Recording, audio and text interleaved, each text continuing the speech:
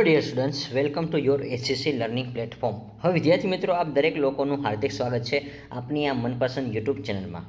હવે આજે આપણે વાત કરવાના છીએ, પરંતુ તે પહેલાં ખાસ યાદ રાખજો, let's join the hand make the society be educated. આવો आज से हाथ मिलाए, समाज को शिक्षित बनाए. હવે વિદ્યાર્થી મિત્રો, આજનો જે ડેમો લેક્ચર છે એ તમારા માટે ખૂબ જોરદાર સેશન છે અને ખાસ યુનિક સેશન છે, એટલે વિડીયોને અંત સુધી જોજો. મિત્રો, આજનો જે સેશન છે આપણે શરૂઆત કરીએ તે પહેલાં આપણે ખાસ કરીને આપણે એક ગણપતિ બાપાની યાદ કરી લેવાના અને ત્યાર પછી આપણે દરેક શુભ કાર્ય છે એ શરૂઆત કરવાના છે. અને તમને પણ ડેફિનેટલી આપણે જે સમજાવશું એના એક્સપ્લેન બેસ ઉપર IMP PYQ ક્વેશ્ચન કઈ રીતે તમારે જીસેટમાં પૂછાશે તેનું પણ એનાલિસિસ કરીને કરાવશું. અને ખાસ કરીને સ્ટુડન્ટ્સ, તમારા માટે આપણે જે થિયરિકલ કન્સેપ્ટ છે એ પહેલાં સમજાવવો જરૂરી છે. જો તમને થિયરી સમજાશે તો દરેક ક્વેશ્ચન છે એ આવડી જશે ડેફિનેટલી.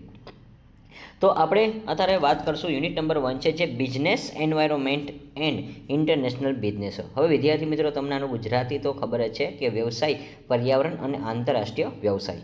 હવે એની અંદર જે આપણે ફર્સ્ટ ટોપિક જે આજે તમને લર્ન કરાવવાનો છું, જે તમારા માટે ખાસ ઇમ્પોર્ટન્ટ છે, SWOT એનાલિસિસ, એટલે કે શોર્ટ એનાલિસિસ. હવે એનો સૌપ્રથમ આપણે પહેલાં અર્થ જોશું. હવે અહીંયા વિદ્યાર્થી મિત્રો, SWOT analysis is a strategical planning tools. હવે આ એક પ્લાનિંગ ટૂલ્સ છે વિદ્યાર્થી મિત્રો. આપણે કોઈપણનું સ્ટ્રેટેજી અપનાવવું હોય તો એના પહેલાં આપણે પ્લાનિંગ કરવું પડે. And use to identify and organisation. હવે જો કોઈપણ સંસ્થા હોય છે, ઓર્ગેનાઇઝેશન એટલે કે એ લોકો આઈડેન્ટિફાઈ કરવા માગે છે કે પોતાની એસ, એટલે કે એનો મિનિંગ તો અહીંયા તમને કીધો છે વિદ્યાર્થી મિત્રો. તો યાદ રાખજો કે સૌપ્રથમ પહેલો એસ છે એને કહેવાશે સ્ટ્રેન્થ. હવે કોઈ પણ ઓર્ગેનાઇઝેશન હોય છે પહેલાં એની સ્ટ્રેન્થ એટલે કે શક્તિ જોવામાં આવે છે. ત્યાર પછી વિદ્યાર્થી મિત્રો આપણે વીકનેસ જોવામાં આવે છે કે કોઈ પણ પેઢી હોય ને એની કાંઈક તો નબળાઈ હોય જ છે એટલા માટે. અને હા, જો તમારે આ બે છે ને વિદ્યાર્થી મિત્રો ઇન્ટરનલ ફેક્ટર કહેવાશે. એસ એટલે કે સ્ટ્રેન્થ અને વીકનેસ છે ને એ ઇન્ટરનલ ફેક્ટર છે. અને આ જે ઓ છે અને ટી છે એ કેવા છે તો કે એક્સટર્નલ ફેક્ટર છે. એટલે કે ઓપોર્ચ્યુનિટીઝ છે એ બહારથી મળતી હોય છે અને થ્રેટ્સ છે એટલે અમુક પ્રકારની આપણને શું હોય છે, જોખમો હોય છે આપણા ધંધામાં એટલા માટે. તો કોઈ પણ જો શું કીધું છે, before the making business decision, કે એને કોઈ પણ ડિસિઝન લેવા માટે આ 4 વસ્તુ છે એનો ખાસ ઉપયોગ કરતા આવડવું જોઈએ. કોઈ પણ પેઢી છે એ પ્લાનિંગ કરે છે અને કોઈ પણ લોકો શું કરે છે, ઓર્ગેનાઇઝેશન એટલે કોઈ સંસ્થા છે એ પહેલાં આ 4 વસ્તુને ધ્યાનમાં રાખે છે. નેક્સ્ટ, હવે વિદ્યાર્થી મિત્રો અહીંયા તમને કીધું છે, ગુજરાતીમાં પણ સાથે સમજાવીશ, કારણ કે ઘણા બધા વિદ્યાર્થી મિત્રો ગુજરાતી મીડિયમમાં હોય છે એટલા માટે. અને ખાસ કરીને તેને ઇંગ્લિશમાં થોડુંક ટફ હોય છે. અને હા, તમે ટેન્શન ન લેતા, તમારું જે પેપર છે એ બંને મીડિયમમાં એક સાથે જ જોવા મળશે. કમ્બાઇન્ડ પેપર હશે, ઇંગ્લિશ પ્લસ ગુજરાતી. ચલો, હવે SWOT એનાલિસિસ એટલે કે SWOT વિશ્લેષણ એક સ્ટ્રેટેજિક પ્લાનિંગનું ટૂલ્સ છે. હવે એમાં વ્યૂહાત્મક આયોજન સાધન છે અને જેનો ઉપયોગ છે એ સંસ્થાની સ્ટ્રેન્થ એટલે કે શક્તિ બતાવે છે. કોઈ પણ સંસ્થા છે એટલે દાખલા કે જે ગણેશ ક્લાસીસ છે એની સ્ટ્રેન્થ શું છે, શક્તિ છે. એટલે કે વિદ્યાર્થી મિત્રોનો ભરોસો હોય છે એ એની મોટી એક શું છે, સ્ટ્રેન્થ છે. અને ઘણીવાર અમારી વીકનેસ હોય છે, અમારી પાસે સમય પૂરતો ન હોય તો અમે તમને પૂરતા પ્રમાણમાં ક્યારેક કામ ન આપી શકીએ હોય, એવું બન્યું હોય તો આ એક નબળાઈ કહેવાય છે. અથવા તો અમે જે તમને આપીએ છીએ અને તમે માની લો કે તૈયારી નથી કરતા, તો આ તમારી પણ નબળાઈ કહેવાશે. અને જો તમારા માટે એક ઓપોર્ચ્યુનિટી છે જીસેટમાં તમે પ્રોફેસર બનવાની, તો આ એક તમને તક મળે છે. એટલે કે કોઈ પણ સંસ્થા છે એના માટે એક તક જ હોય છે એટલા માટે. અને ઓપોર્ચ્યુનિટી તમને મળે છે તો એનો તમારે જરૂરથી લાભ લેવો જોઈએ. અને લાસ્ટમાં આવશે થ્રેટ્સ એટલે જોખમો. હવે તમારી સામે કયા પ્રકારના જોખમ હશે એનું પણ આપણે એનાલિસિસ કરશું અને તમને ડીપમાં સમજાવશું. તો સૌપ્રથમ વિદ્યાર્થી મિત્રો તમને આ ખબર પડી કે કોઈ પણ સંસ્થા છે એ પોતાની શું બતાવે છે તો કે એનો જે ઉપયોગ કરવા માટેની એક પ્લાનિંગ સ્ટ્રેટેજી હોય છે. એમાં એક તો સ્ટ્રેન્થ આવશે, વીકનેસ આવશે, ઓપોર્ચ્યુનિટી આવશે અને થ્રેટ્સ આવશે. એટલે કે આપણને જોખમો રહેલા છે. ચલો, આ 4 વસ્તુ તમને આઈડિયા હશે અને આનો મિનિંગ પણ તમને આઈ હોપ કે આવડી ગયો હશે. નેક્સ્ટ, હવે વિદ્યાર્થી મિત્રો તમને અહીંયા આપણે એક શબ્દ છે સમજાવવાના છે. હવે આપણે નેક્સ્ટ વાત કરી SWOT એટલે કે શોર્ટનું ફૂલ ફોર્મ. હવે અહીંયા તમને ખબર છે, સ્ટ્રેન્થ એટલે શક્તિ કહેવાશે. હવે જો વિદ્યાર્થી મિત્રો અહીંયા લખ્યું છે કે strong internal capability that help on organisation achieve its goal. એટલે કે સંસ્થાની એવી આંતરિક શક્તિઓ છે, એટલે કે અંદરની જે એવી શક્તિ હોય છે વિદ્યાર્થી મિત્રો કે તેને લક્ષ્ય પ્રાપ્ત કરવામાં મદદ કરે છે. ખાસ યાદ રાખજો, જો આ તમને શું કીધું છે કે સ્ટ્રોંગ ઇન્ટરનલ કેપેબિલિટી, હવે આપણી જે અંદરની ક્ષમતા હોય છે વિદ્યાર્થી મિત્રો, આંતરિક શક્તિ કીધું છે, અને ધેટ્સ હેલ્પ એન્ડ ઓર્ગેનાઇઝેશન. હવે આ જે સંસ્થાને ફાયદો છે, જો એની સ્ટ્રેન્થ સારી હશે ને તો, અને એની શક્તિ સારી હશે તો એ કોઈ પણ લક્ષ્ય પ્રાપ્ત કરી શકશે. હવે નેક્સ્ટ એના પછી આપણે એક્ઝામ્પલમાં સમજશું વિદ્યાર્થી મિત્રો. એક્ઝામ્પલ તરીકે, ઉદાહરણ તરીકે કીધું છે સ્ટ્રોંગ બોન્ડ, સ્ટ્રોંગ બ્રાન્ડ છે, એટલે કે મજબૂત તમારે બ્રાન્ડ બનાવે છે, તમારી જે કંઈ વસ્તુ છે પ્રોડક્શન છે મજબૂત બનાવે છે. સ્કિલ એમ્પ્લોય છે, એટલે કર્મચારીની જે કુશળતા હોય છે એ. પછી ગુડ ફાઇનાન્શિયલ પોઝિશન, એટલે સારી નાણાકીય સ્થિતિ, જો કંપની પાસે સારા એવા પૈસા પણ હોય છે ઇન્વેસ્ટમેન્ટ કરવા માટે, સારા કર્મચારી પણ હોવા જોઈએ કામ કરવા માટે, અને સાથે એડવાન્સ ટેકનોલોજી, એટલે આધુનિક ટેકનોલોજી પણ હોવી જોઈએ. તો આ એના મલ્ટિપલ ઉદાહરણ છે વિદ્યાર્થી મિત્રો. આ પણ તમને યાદ રાખજો, આમાં પણ તમને MCQમાં પૂછાઈ શકે છે એટલા માટે.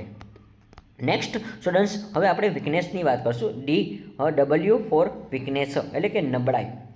હવે internal limitation that's reduce the organisation performance. હવે જો અહીંયા તમારે રિડ્યુસ ધ ઓર્ગેનાઇઝેશન પરફોર્મન્સ કીધું છે કે સંસ્થાની એવી આંતરિક નબળાઈ છે જે તેની કામગીરીને અસર કરે છે. તો ઘણી બધી આપણે કઈ રીતે કામગીરીને અસર કરે છે એ આપણે જોવાના છીએ. હવે કામગીરીમાં શું હોય છે વિદ્યાર્થી મિત્રો, ઘણીવાર આપણે શું હોય કે ધંધો કરવો છે, આપણે બિઝનેસ કરવો છે, પરંતુ આપણી પાસે પૂરતા પ્રમાણમાં પૈસા નથી. એટલે આ એક આપણી પહેલે શું છે, મૂડીની અછત કહેવાશે. તો આનું એક્ઝામ્પલ જ તમે જુઓ. હવે એક્ઝામ્પલ જોશો તો તમને આઈડિયા આવશે કે દાખલા કે તમે કોઈ ઓનર છો અને તમારે બિઝનેસ કરવો છે, પણ લેક ઓફ કેપિટલ, કે તમારી પાસે પૂરતા પ્રમાણમાં મૂડીની શું છે તો કે મૂડી નથી, એટલે કે અછત કહેવાશે એના માટે. પછી આવશે પુઅર મેનેજમેન્ટ. ઘણીવાર ઘણા લોકો પાસે પૈસા તો હોય છે પણ એક પ્રકારનું નબળું સંચાલન હોય છે. તો મેનેજમેન્ટ પણ આપણું જો જોરદાર હશે ને તો આપણે કોઈ પણ કાર્ય થશે. એટલે આપણે પહેલાં શું કરવું પડે કે પુઅર મેનેજમેન્ટ, જે નબળું સંચાલન હોય છે ને એને દૂર કરવું પડે. કાં તો ઓલ્ડ ટેકનોલોજી, જો તમે ઓલ્ડ ટેકનોલોજી યુઝ કરો છો તો એ ચાલશે નહીં. આજે દાખલા તરીકે તમે જુઓ માર્કેટમાં ઘણા બધા એવા લેપટોપ આવી ગયા છે, તો પણ હજી તમે જો ડબ્બા ટાઈપના કોમ્પ્યુટર વાપરો છો તો એ ઓલ્ડ ટેકનોલોજી કહેવાશે. નેક્સ્ટ એના પછી હાયર પ્રોડક્શન કોસ્ટ છે, એટલે કે ઉચ્ચ ઉત્પાદન ખર્ચ. જો તમે કોઈ પ્રોડક્શન બનાવો છો દાખલા તરીકે અને એ તમને કોસ્ટલી પડે છે, તો હવે તમે માર્કેટમાં વેચવા જશો તો આ તમારી વીકનેસ કહેવાશે. કારણ કે આપણા કરતાં કોઈ કોમ્પ્યુટર સસ્તામાં વેચશે તો એને જ પ્રોડક્શન મળશે, એટલા માટે ચાન્સીસ એના છે. તો આપણું આ વીક કહેવાશે, વીક પોઈન્ટ. તો આ 4 વીક પોઈન્ટ તમે ખાસ યાદ રાખજો. આપણા ધંધામાં શું છે તો કે ઇન્ટરનલ ફેક્ટર કહેવાશે, કે લેક ઓફ કેપિટલ છે, પુઅર મેનેજમેન્ટ છે, ઓલ્ડ ટેકનોલોજી છે, અને હાઈ પ્રોડક્શન કોસ્ટ. ચલો, ગુજરાતી પણ તમને આપેલું છે એટલે તમે રીડ કરી શકો છો એટલા માટે. નેક્સ્ટ ઓ મીન્સ આવશે વિદ્યાર્થી મિત્રો ઓપોર્ચ્યુનિટીઝ, એટલે કે એક પ્રકારની તક છે. હવે વિદ્યાર્થી મિત્રો મેં તમને એસ સમજાવ્યો, W સમજાવ્યો. એસ છે એ પણ આપણું શું છે ઇન્ટરનલ ફેક્ટર હતું, ખાસ યાદ રાખજો. અને W છે ને એ પણ આપણું શું ઇન્ટરનલ ફેક્ટર હતો. હવે આપણે O છે, O એટલે ઓપોર્ચ્યુનિટી કહેવાશે વિદ્યાર્થી મિત્રો, અને આ એક એક્સટર્નલ ફેક્ટર છે. જો પહેલાં તો આ યાદ રાખજો, આમાંથી તમને MCQ પૂછાશે એટલે આઈડિયા આવશે. ચાલો નેક્સ્ટ આપણે વાત કરીએ કે external factor that's a create growth. હવે આ એક એક્સટર્નલ ફેક્ટર છે ને વિદ્યાર્થી મિત્રો, ફેક્ટર છે એ તમને ક્રિએટ કરે છે, ગ્રોથ કરે છે, એટલે કે આપણે જે વિકાસ કરવાનો છે, ઓપોર્ચ્યુનિટીઝ ફોર ધ ઓર્ગેનાઇઝેશન. આપણી જે સંસ્થા છે ને એના વિકાસ માટે જે સારામાં સારું બાહ્ય પરિબળ હોય ને, આપણી સંસ્થાનું શું કહું છું વિદ્યાર્થી મિત્રો, ખાસ યાદ રાખજો. આપણી જે સંસ્થા છે એનો વિકાસ આપણે કરવો છે, અને વિકાસ કરવા માટેનું જે બાહ્ય પરિબળ હોય ને તો એ કોણ કહેવાશે, ઓપોર્ચ્યુનિટીઝ, એટલે ગુજરાતીમાં એને તક કહેવાશે. ડન. નેક્સ્ટ એના પછી એના એક્ઝામ્પલ જોઈએ કે ગવર્નમેન્ટ સ્કીમ છે, એટલે સરકારી યોજના છે, તો આમાં આપણને ઘણી બધી તક મળતી હોય છે, તો એ આપણે ઝડપી લેવી જોઈએ. પછી ન્યૂ માર્કેટ છે, આપણે કોઈ નવું બજારમાં માર્કેટ બનાવી છે અને આપણે પહેલી જ વાર પ્રોડક્શન બનાવી છે, અને હા માર્કેટમાં આપણે કોઈ કોમ્પિટિશન નથી, તો આપણને એક તક છે, તો આપણે કોમ્પિટિટર ન હોય એ પહેલાં આપણે માર્કેટ જમાવી દઈએ. પછી આવશે ઇન્ક્રીઝ ઇન ડિમાન્ડ, માંગમાં વધારો કરવો. આપણે માર્કેટમાં અત્યારે તમે જુઓ તો રીલ્સ તમે ઘુમાવો છો તો ઘણી બધી અત્યારે માર્કેટિંગ સ્ટ્રેટેજી અપનાવે છે, સસ્તા ભાવમાં અપનાવે છે, સ્કીમિંગ પદ્ધતિ કહેવાશે એને. ત્યાર પછી આવશે એક્સપોર્ટ ઓપોર્ચ્યુનિટી હોય છે, નિકાસની તકો મળે છે. આપણે કોઈ માન્યું કે ઘણા લોકો એવા છે કે ચાઇનાથી માલ છે એ મગાવીને અહીંયા પોતે શું કરે છે તો કે સેલ કરે છે. તો આ બધું ઇમ્પોર્ટ એક્સપોર્ટ પણ તમારે ખાસ યાદ રાખવું પડશે. આ એક પ્રકારની વિદ્યાર્થી મિત્રો તમને તક મળે છે અને એ તકને તમને ઝડપતા આવડવી જોઈએ. ચલો, આઈ હોપ કે આના એક્ઝામ્પલ તમને ખબર પડી ગઈ છે. ગવર્નમેન્ટ સ્કીમ છે, ન્યૂ માર્કેટ છે, ઇન્ક્રીઝ ઇન ડિમાન્ડ છે, અને એક્સપોર્ટ ઓપોર્ચ્યુનિટી, આ બધું આપણને એક ઓપોર્ચ્યુનિટીમાં આવશે. અને હા, ઓપોર્ચ્યુનિટી છે એમાં શું થઈ છે તો કે create growth opportunity for the organisation. અહીંયા એક સંસ્થાનો શું થશે, વિકાસ થશે, એટલે એને તક મળે છે. અને લાસ્ટમાં જે આપણા માટે છે ફેક્ટર, તો આપણે જોઈ તો કે T માના T એટલે શું થશે, થ્રેટ્સ, જોખમો છે. હવે આ પણ આપણું એક્સટર્નલ ફેક્ટર છે વિદ્યાર્થી મિત્રો. External factors that may negatively affect the organisation. આ એક નેગેટિવ ઇફેક્ટ છે વિદ્યાર્થી મિત્રો, સંસ્થાને નુકસાન પહોંચાડી શકે છે. હવે નેગેટિવ પોઈન્ટ કોને કહેવાશે વિદ્યાર્થી મિત્રો? તો કે ભાઈ કોમ્પિટિટર. હવે આપણા જે કોમ્પિટિટર છે ને તો જો ન્યૂ માર્કેટ હોય ને એ આપણે ઉપરનો પોઈન્ટ તો ઓપોર્ચ્યુનિટીમાં આવશે, અને ન્યૂ કોમ્પિટિટર એટલે કે નવા સ્પર્ધકો હોય છે, પછી ઇન્ફ્લેશન હોય છે, ફુગાવો થઈ જાય છે, ઇકોનોમિક્સ રિસેશન આવે છે, અને ગવર્નમેન્ટ રેગ્યુલેશન કે ગવર્નમેન્ટની કોઈ પણ પ્રકારની પોલિસી જો બદલાય ને માર્કેટમાં તો આપણને જોખમ રહેલા છે. કે દાખલા તરીકે આપણે જે વસ્તુ વેચતા હોય છે અને એ વસ્તુમાં કાં તો ભાવ વધારો થાય છે, કાં તો એ વસ્તુને બેન કરવામાં આવે છે, તો આવી જે ગવર્નમેન્ટ પોલિસી છે એટલે રેગ્યુલેશન હોય છે, એના નિયમો છે, એની અંદર જ આપણે કોઈ પણ પ્રકારનો બિઝનેસ કરવો પડે છે. ચલો ડન. તો વિદ્યાર્થી મિત્રો આપણે જે SWOT હતો એટલે કે શોર્ટ હતો એનો આપણે બધા મિનિંગ કમ્પલસરી કરી લીધા છે. બધાના એક એક મેં તમને સ્ટેપ બાય સ્ટેપ પહેલાં નામ કીધા છે અને તમને સાથે મિનિંગ કીધો છે અને એના એક્ઝામ્પલ તમને કીધા છે. એક્ઝામ્પલ તમને કેમ યુઝફુલ થશે એ પણ હું તમને સમજાવું છું. ચલો હવે આપણે આગળ વાત કરી તો કે લખેલું છે ઇન્ટરનલ અને એક્સટર્નલ ફેક્ટર. હવે મેં તમને કીધા હતા ભાઈ અહીં અંદર બે પ્રકાર પડે છે. ચલો હવે બે પ્રકાર કયા છે? તો કે ભાઈ આ જે સ્ટ્રેન્થ અને વીકનેસ એટલે કે આંતરિક શક્તિ અને આંતરિક નબળાઈ, એટલે આ આપણા ઇન્ટરનલ ફેક્ટર છે અને આ આપણા એક્સટર્નલ ફેક્ટર છે. ચલો એક્સટર્નલ ફેક્ટરમાં આપણે પેન છે એ ચેન્જ કરી નાખી. ચલો ડન. ઓપોર્ચ્યુનિટીઝ છે એટલે કે બાહ્ય તક અને થ્રેટ્સ છે એ બાહ્ય જોખમ છે. એટલે આ પણ તમને MCQમાં પૂછાય છે કે કઈ રીતે નીચેનામાંથી છે એ આપણું આંતરિક ફેક્ટર નથી અથવા આંતરિક ફેક્ટર છે, બાહ્ય ફેક્ટર છે, એ બધું હમણાં તમને બતાવીશ એટલે તમને આરામથી આઈડિયા આવી જશે. હવે તમને એક ઇઝી ટ્રીક આપું છું યાદ રાખવા માટે. SW છે એટલે વિદ્યાર્થી મિત્રોને ઇન્ટરનલ એન્વાયરમેન્ટ કહેવાશે અને OT છે ને એને શું કહેવાશે વિદ્યાર્થી મિત્રો? એક્સટર્નલ એન્વાયરમેન્ટ કહેવાશે. ડન. ચલો નેક્સ્ટ. હવે તમને ઓલરેડી આ જે બોલું છું ને એમાં જ તમને યાદ રહી જશે અને ખૂબ તમને મજા આવશે. હવે વિદ્યાર્થી મિત્રો આપણે ઇમ્પોર્ટન્સ જોઈએ. હવે ઇમ્પોર્ટન્સ શું છે? શોર્ટનું એનાલિસિસ આપણે ઇમ્પોર્ટન્ટ જોવાનું છે. ચલો તો આપણે સ્ટેપ બાય સ્ટેપ જોઈએ. તો કે હેલ્પ ઇન સ્ટ્રેટેજિક પ્લાનિંગ એટલે કે વ્યૂહાત્મક આયોજનમાં મદદ કરે છે. હવે જો આપણે આ જે હેલ્પ કરે છે એટલે આપણને શું મદદ કરે છે? તો કે સ્ટ્રેટેજિક પ્લાનિંગ. આપણે કોઈ વ્યૂહરચના બનાવી હોય ને તો એના માટે SWOT છે એ ખાસ આપણને ઇમ્પોર્ટન્ટ છે એટલા માટે. ત્યાર પછી ઇમ્પ્રૂવ ધ ડિસિઝન મેકિંગ. આપણે કોઈ નક્કી કરીએ છીએ એટલે કે કોઈ યોગ્ય નિર્ણય લેવો હોય તેમાં આપણને ખાસ મદદરૂપ કરે છે. લેવો ન લેવો આપણને ખબર પડે છે કારણ કે આપણી સ્ટ્રેન્થ શું છે, આપણી વીકનેસ શું છે, આપણી ઓપોર્ચ્યુનિટી શું છે અને આપણા થ્રેટ શું છે એ બધું આપણને આઈડિયા આવે છે એટલા માટે. પછી નેક્સ્ટ લખ્યું છે આઈડેન્ટિફાઈ કોમ્પિટેટિવ એડવાન્ટેજ એટલે કે સ્પર્ધાત્મક લાભ ઓળખે છે. હવે જો આપણે આપણને અંદરથી ઓળખ આવી જશે કે ભાઈ આપણા કોણ કોમ્પિટેટર છે અને હા આપણે એના એડવાન્ટેજ શું છે, આપણને મને કોઈક બેનિફિટ મળે છે કંઈક કોમ્પિટેટર હોય તો એના માટે. પછી હેલ્પ ઇન રિસ્ક મેનેજમેન્ટ છે કે જોખમમાં સંચાલન કરવામાં મદદરૂપ થાય છે અને સપોર્ટ બિઝનેસ ગ્રોથ, વ્યવસાયના વિકાસમાં પણ મદદરૂપ થાય છે. તો આઈ હોપ કે તમને આ બધા પોઈન્ટ યાદ રહી ગયા છે વિદ્યાર્થી મિત્રો. આ બધા પોઈન્ટ તમે ખાસ યાદ રાખજો કે હેલ્પ ઇન સ્ટ્રેટેજી પ્લાનિંગ છે, ઇમ્પ્રૂવ ડિસિઝન મેકિંગ છે, આઈડેન્ટિટી કોમ્પિટિટર એડવાન્ટેજ છે, હેલ્પ ઇન રિસ્ક મેનેજમેન્ટ છે અને સપોર્ટ બિઝનેસ ગ્રોથ છે. આ બધા એના શું છે? ઇમ્પોર્ટન્સ છે.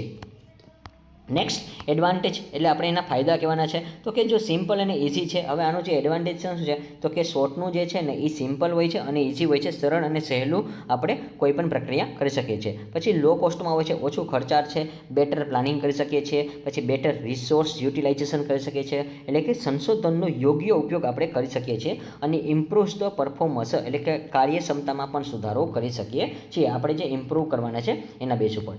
નેક્સ્ટ વિદ્યાર્થી મિત્રો આપણે લિમિટેશન જોવાના છીએ. બેઝ ઓન અઝપ્શન એટલે કે અનુમાનિત આધારિત. હવે અહીંયા આપણે અઝપ્શન કરતા હોય છે, ધારણા કરતા હોય છે કે આવું આપણે કંઈક કરશું પણ એ આપણી મર્યાદા છે. ઘણીવાર આપણો જે બિઝનેસ છે એમાં આપણી વીકનેસ પણ જોવા મળતી હોય છે એટલા માટે. પછી સબ્જેક્ટ એનાલિસિસ કે વ્યક્તિગત મત પર આધારિત.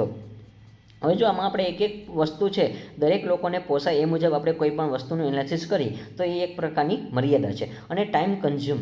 હવે જો ટાઈમ કન્ઝ્યુમિંગ એટલે શું થશે? સમય માગી લે છે. આ જે SWOT મેથડ છે એનાલિસિસમાં એમાં ઘણો બધો સમય પણ વેડફાઈ જાય છે. અને લાસ્ટમાં કીધું છે does not give direct solution કે સીધો ઉકેલ આપતું નથી. ચાલો તો અહીંયા આપણે મહત્ત્વ અને મર્યાદા કમ્પ્લીટ કરીએ છીએ, એડવાન્ટેજ અને ડિસએડવાન્ટેજ કમ્પ્લીટ.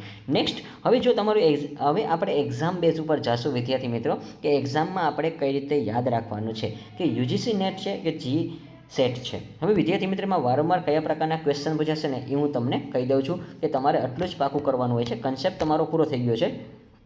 SWOT હવે સ્ટ્રેટેજિક પ્લાનિંગ ટૂલ્સ છે. હવે આ એક પ્રકારનું શું છે, સ્ટ્રેટેજિક પ્લાનિંગ ટૂલ્સ છે. તમે જો આની ડેફિનેશન જોઈએ છે તમને આઈડિયા આવી ગયો છે. નેક્સ્ટ એના પછી સ્ટ્રેન્થ એન્ડ વીકનેસ. તો જે ભાઈ સ્ટ્રેન્થ અને વીકનેસ છે ને એ આપણા શું છે, ઇન્ટરનલ ફેક્ટર છે. આવા ટાઈપના MCQ પૂછાશે. અને હા, એક્સટર્નલ ફેક્ટર કોણ છે, ઓપોર્ચ્યુનિટી અને થ્રેટ્સ છે. ચલો ડન. નેક્સ્ટ એના પછી SWOT એટલે કે is used before the strategy formula. હવે આનું એક ફોર્મ્યુલા છે. કયું છે તો કે વ્યૂહરચના બનાવતા પહેલાં ખાલી એક ફોર્મ્યુલા આપણે કરવું પડે, SWOT. ચલો હવે ઇમ્પોર્ટન્ટ આપણે MCQ જોઈશે વિદ્યાર્થી મિત્રો. આજનો લેક્ચર છે કમ્પ્લીટ થઈ ગયો છે અને હવે આપણે માત્ર જે લાસ્ટ મિનિટ છે એમાં આપણે MCQ સોલ્વ કરી કે તમને કેટલું આવડ્યું છે. ચલો કોમેન્ટમાં પણ તમે આન્સર જણાવવાના છે. ચલો તમે પણ કોમેન્ટમાં આન્સર જણાવી શકો છો. ચલો હવે આપણે સ્ટેપ બાય સ્ટેપ જોશું. તો SWOT એટલે કે SWOT analysis in mainly use for the એટલે કે આપણે એનો મુખ્ય ઉપયોગ શા માટે કરીએ છીએ. ચલો હવે તમે આન્સર જણાવજો કે આપણે SWOTનો ઉપયોગ શું કામ કરીએ છીએ વિદ્યાર્થી મિત્રો. ચલો આપણે અકાઉન્ટિંગ માટે એટલે કે હિસાબી કાર્ય માટે, સ્ટ્રેટેજિક પ્લાનિંગ માટે, પછી ઓડિટિંગ માટે કે ટેક્સીસ માટે. ચલો હવે આઈ હોપ કે તમને ખબર પડી ગયું હશે કે આનો આન્સર તમે કોમેન્ટમાં જાણ કરજો વિદ્યાર્થી મિત્રો. આઈ હોપ કે તમને આવડી ગયો હશે કે આનો જે આપણે એનાલિસિસ કરીએ છીએ એ માત્ર ને માત્ર કેના માટે કરીએ છીએ તો કે સ્ટ્રેટેજી અને પ્લાનિંગ માટે કરીએ છીએ. ડન. તો વિદ્યાર્થી મિત્રો જો આ તમારી થિયરી છે, થિયરી સમજાશે ને તો તમને MCQ સમજાશે. ચલો નેક્સ્ટ હવે વિદ્યાર્થી મિત્રો આપણે લાસ્ટમાં એના પછી આપણે વાત કરી. ચલો which of the following is an internal factor. ચલો નીચેનામાંથી કયું આંતરિક પરિબળ છે. ચલો ઇન્ટરનલ ફેક્ટર તમારે જણાવવાનું છે. હવે તમને પહેલાં ખબર હોવી જોઈએ કે ભાઈ ઇન્ટરનલ ફેક્ટર જો ડાયરેક્ટ ક્વેશ્ચન છે. હવે આ ઇનડાયરેક્ટ ક્વેશ્ચન કહેવાય છે. ઓલો જે ઉપરનો તો નહીં ડાયરેક્ટ ક્વેશ્ચન હતો, આ ઇનડાયરેક્ટ ક્વેશ્ચન છે. હવે આમાં તમને જો ખબર જ ન હોય કે ઇન ફેક્ટર કોણ છે કોણ નહીં, તો એ તમને પહેલાં એનું તો નામ ખબર હોવું જોઈએ. તો SWOT. ચલો ડન. હવે આપણે મેં તમને આની પહેલાં વારે કીધું હતું ભાઈ ઇન્ટરનલ ફેક્ટર છે તો આપણા બે જ છે. કયા કયા છે? એક તો સ્ટ્રેન્થ છે અને એક તો વીકનેસ છે. આ બેમાંથી એક આપણું હોવું જોઈએ. ચલો ઓપોર્ચ્યુનિટી કેવું છે, એ તો એક્સટર્નલ છે અને T એટલે થ્રેટ છે, એક્સટર્નલ છે. એટલે આ બે ઓપ્શન આવશે નહીં. અને હા, કોમ્પિટિશન તો આવશે જ નહીં. તો હવે વધ્યું કયો વિદ્યાર્થી મિત્રો? સ્ટ્રેન્થ. ચલો શક્તિ. આઈ હોપ કે તમને આ આન્સર આવડી ગયો હશે. નેક્સ્ટ હવે વિદ્યાર્થી મિત્રો આપણે આગળ વાત કરી. ચલો ક્વેશ્ચન નંબર 3 છે, આપણે વાત કરીશું which of the following an external ફેક્ટરો કે નીચેનામાંથી કયું બાહ્ય પરિબળ છે. ચલો હવે બધા લોકોને આવડી ગયો છે અને ડાયરેક્ટલી આન્સર વિદ્યાર્થી મિત્રો તમને મળી જ ગયો છે. અહીંયા જોઈ લ્યો છે ઓપોર્ચ્યુનિટી. અને હા, હવે આપણે ઇન્ટરનલ અને એક્સટર્નલ ફેક્ટર કે એટલે બે જ વસ્તુ આપણે યાદ રાખવી પડે છે એટલા માટે. ડન. ચલો આઈ હોપ કે તમને આ ક્વેશ્ચન આવડી ગયો હશે. ચલો નેક્સ્ટ હવે આપણે વાત કરી. ચલો હવે ક્વેશ્ચન નંબર 4 છે ન્યૂ કોમ્પિટિટર્સ આર. નવા સ્પર્ધકો શું ગણાય છે. ચલો નવા સ્પર્ધક છે ને શું કહેવાય છે વિદ્યાર્થી મિત્રો. હવે દાખલા તરીકે તમે આજે મારી જેમ વિડીયો બનાવવાનું ચાલુ કરો છો અથવા તમે નવું માર્કેટમાં કોઈ બિઝનેસ કરવા માગો છો, ક્લોથની દુકાન નાખવા માગો છો, તો તમારા માટે પહેલું શું ગણાશે? ચલો ન્યૂ કોમ્પિટિટર એટલે અત્યારે એને મગજમાં શું ચાલે. દાખલા તરીકે તમે એક નવા શું છો, સ્પર્ધક બનવા માગો છો મારી જેમ. અને હા, હવે તમારા માટે એક પ્રકારનું શું હશે? જોખમ હશે. શું હશે વિદ્યાર્થી મિત્રો? જોખમ. કારણ કે તમે નવા છો ને એટલા માટે તમારે ઘણું બધું જોખમનો સામનો કરવો પડે છે. કારણ કે અત્યારે માર્કેટમાં તમે જુઓ ક્લોથિંગમાં ઘણી બધી હરીફાઈ છે. અંદાજે 1300 રૂપિયાથી લઈને 1500 રૂપિયા છે, 2000 છે, 2200 છે. આઈ થિંક સમથિંગ કે તમે જુઓ ઘણી બધી રીલ્સ એવી હોય છે કે માર્કેટમાં ક્લોથમાં કોમ્પિટિશન એવડી છે. અને હવે જો આપણે એમાં ધંધો કરવા જઈએ ને તો આપણા માટે જોખમ કહેવાય. શું કહેવાય? જોખમ. એટલે ખાસ યાદ રાખજો, ન્યૂ કોમ્પિટિટર હોય ને એના માટે જોખમ હોય છે. ખાસ યાદ રાખજો. ચલો તો શું આવશે આન્સરમાં? થ્રેટ્સ કહેવાશે. ડન. ચલો નેક્સ્ટના પછી વિદ્યાર્થી મિત્રો આપણે આગળ વાત કરી. ક્વેશ્ચન નંબર 5 છે. હવે એ આપણે વાત કરી કે strength and weakness belong to a. Strength and weakness કયા પ્રકારના પરિબળ કહેવાશે? ચલો ભાઈ કયું પરિબળ કહેવાશે? SW છે આપણું કયું પરિબળ કહેવાશે? મેં તમને શોર્ટ ટ્રીક આપી હતી કે ભાઈ SW છે એ કહેવાશે એટલે શું આવશે? ઇન્ટરનલ ફેક્ટર કહેવાશે. શું કહેવાશે? ઇન્ટરનલ ફેક્ટર કહેવાશે. ડન. હવે વિદ્યાર્થી મિત્રો એમને તમને ખબર પડી જશે કારણ કે પોલિટિકલ ને ઇકોનોમિક્સ એન્વાયરમેન્ટ તો આવશે જ નહીં, તો એક્સટર્નલ ફેક્ટર નો જ આવે. અને હા, તમને એક્સટર્નલ ફેક્ટરનો MCQ પૂછવો હોય તો આનાથી વિરુદ્ધ પૂછી શકે છે કે ઓપોર્ચ્યુનિટી અને ત્યાર પછી થ્રેટ્સ છે એ કયા પ્રકારના પરિબળ છે. ડન. હવે વિદ્યાર્થી મિત્રો, હવે અહીંયા તમારું જો લખ્યું છે લાસ્ટમાં હજી એકવાર તમને ટ્રીક આપું છું કે SW એટલે સેલ્ફ કહેવાશે અને OT એટલે આઉટસાઇડ કહેવાશે. હવે સેલ્ફ એટલે આપણા માટે, એટલે કે એને ઇન્ટરનલ ફેક્ટર કહેવાશે અને આને એક્સટર્નલ ફેક્ટર કહેવાશે.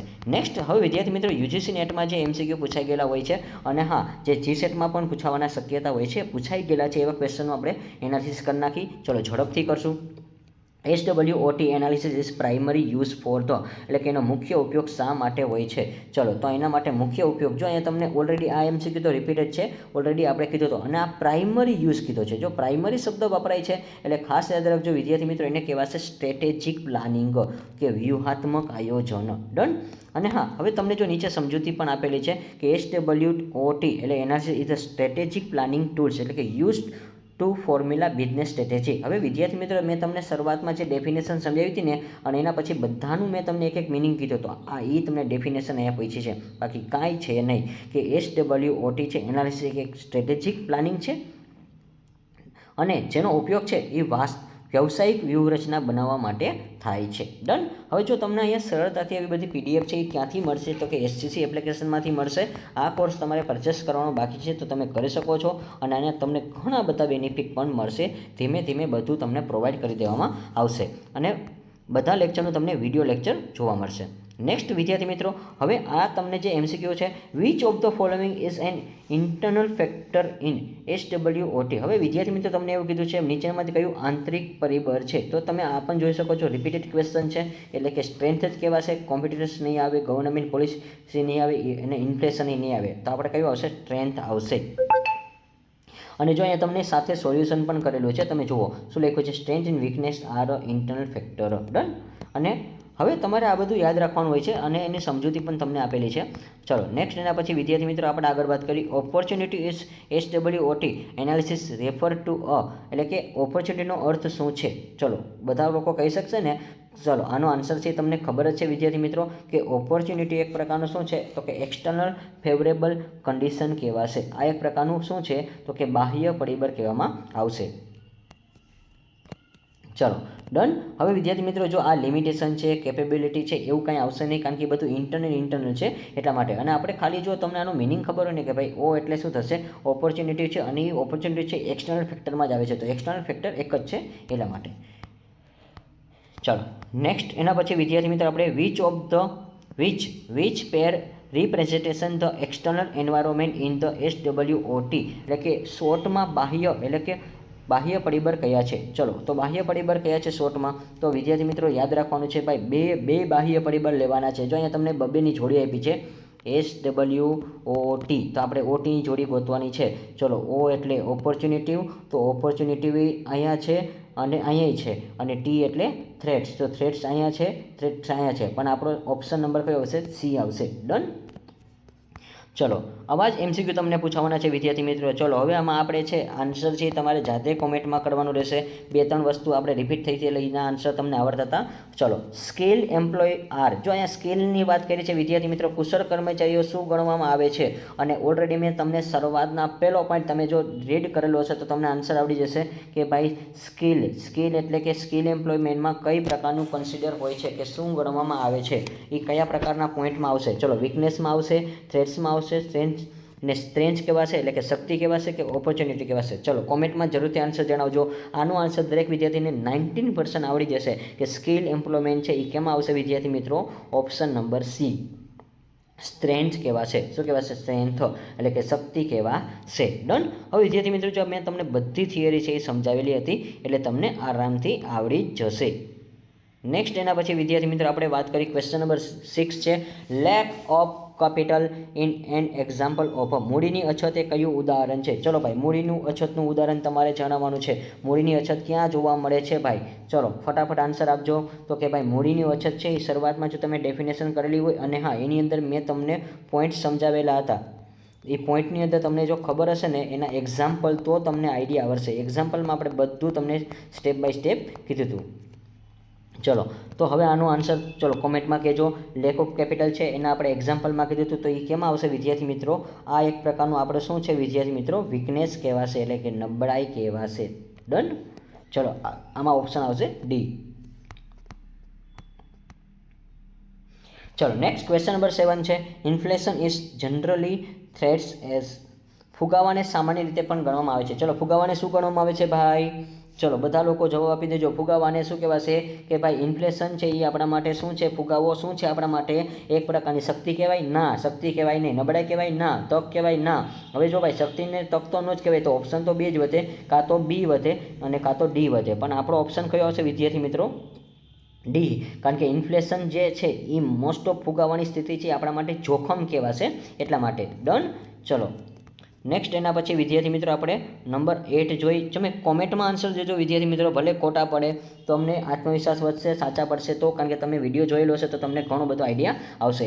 SWOT એટલે analysis is tools for the, એટલે કે SWOT એનાલિસિસ કયા માટેનું સાધન છે? ચલો આ કયા પ્રકારનું સાધન છે? એક પ્રકારનું એન્વાયરમેન્ટ સ્કેનિંગ છે, કોસ્ટ ઓફ અકાઉન્ટિંગ છે, ઓડિટિંગનું છે કે બજેટિંગનું છે? જો આવા MCQ તમને પૂછાય તો તમે ઘણા લોકો કન્ફ્યુઝ થઈ જશો.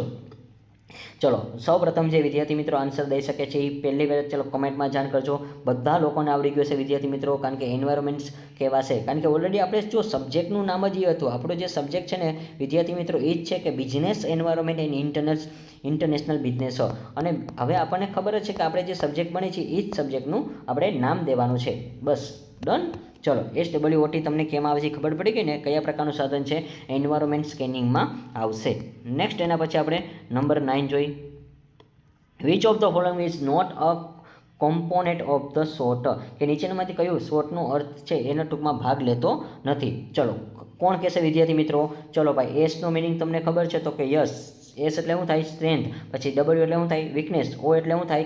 ઓપોર્ચ્યુનિટી. ચલો ભાઈ તો આનો આન્સર તમને મળી ગયો કે ન મળી ગયો? ચલો થ્રેટ્સ આવશે તો આમાં ઓબ્જેક્ટિવ આવશે નહીં. આપણે નોટ કીધું છે વિદ્યાર્થી મિત્રો, ભૂલ ન કરતા. ચલો ડન.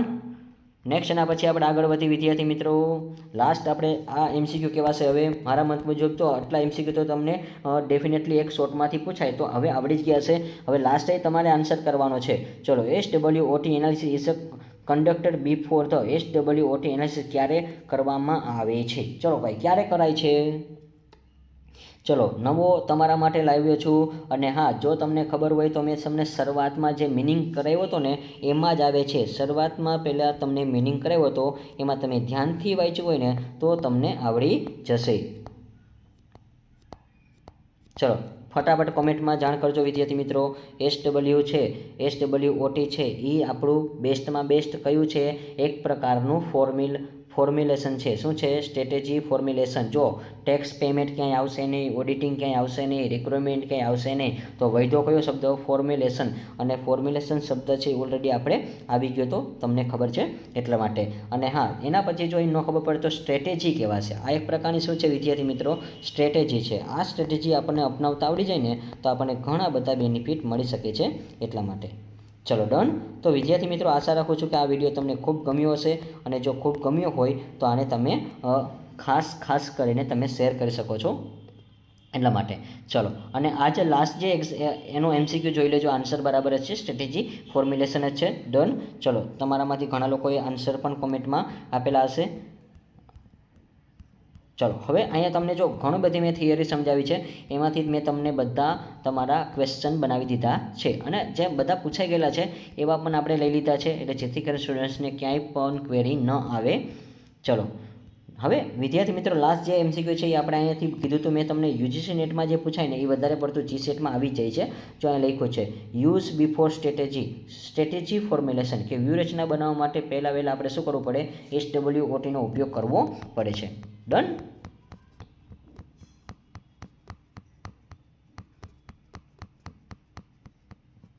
ચલો લાસ્ટમાં આપણે જોઈ લઈશું હજી એકવાર UGC અને GSETમાં આપણે એક મેમરી આપું છું. હજી એકવાર તમને કહું છું, ન ખબર પડે તો આટલો તમે ચાર્ટ ખાસ યાદ રાખી લેજો વિદ્યાર્થી મિત્રો. સ્ટ્રેન્થ છે, વીકનેસ છે, ઓપોર્ચ્યુનિટી છે, થ્રેટ છે. આ આપણા બે S અને W છે એ શું છે? સેલ્ફ કહેવાશે. એટલે કે આપણા એક પ્રકારના શું છે તો કે ઇન્ટરનલ ફેક્ટર કહેવાશે અને આ આઉટર ફેક્ટર કહેવાશે. ખાસ યાદ રાખજો. ચલો અહીંયા લખ્યું છે લાસ્ટમાં, હજી એકવાર તમને કહું છું. ચલો લખ્યું છે SW અને OT એટલે સેલ્ફ અને આઉટસાઇડ. ઇન્ટરનલમાં કોણ આવશે? SW આવશે અને એક્સટર્નલમાં OT આવશે. ચલો ડન. અને અહીંયા તમારા બધા ફેક્ટર છે એ ઓલરેડી કમ્પ્લીટ થાય છે અને લખ્યું છે કે યુજીસી નેટ અને જીસેટમાં છે SWOTમાંથી સૌથી વધારે ઇન્ટરનલ અને એક્સટર્નલ ફેક્ટર પૂછાય છે અને સ્ટ્રેટેજી પ્લાનિંગ પૂછાશે અથવા તો સ્ટ્રેટેજી ફોર્મ્યુલેશન પૂછાશે અને એન્વાયરમેન્ટ સ્કેનિંગ પર પૂછાય છે. ડન. તો આઈ હોપ કે આ વિડીયો તમને ખૂબ ગમ્યો હશે. તો વિદ્યાર્થી મિત્રો, thank you for watching this video. Like this video, share this video, follow with SGC.